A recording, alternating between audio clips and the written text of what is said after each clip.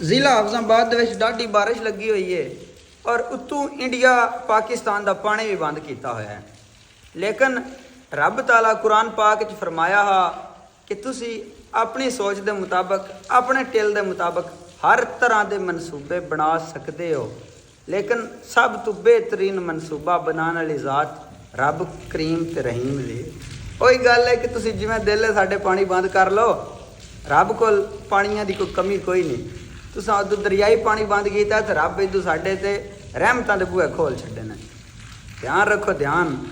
ਹਾਲੇ तुसा पैर पटिया, जो असा पटना ना इंशा अल्लाह तुहाडा नाम ही नहीं बचना माँ दे पुत्रा। ध्यान रखिया साडा ध्यान। ये मुसलमान राख दा ढेर है, राख दे ढेर दे विच इंज भज के हथ नहीं पाईदा। की पता वे कित्थे कोई कोला दुखदा पिया वे जिहड़ा हथ साड़ छड्डे। समझ आई कि नहीं? ध्यान रखो। Wait for our movement.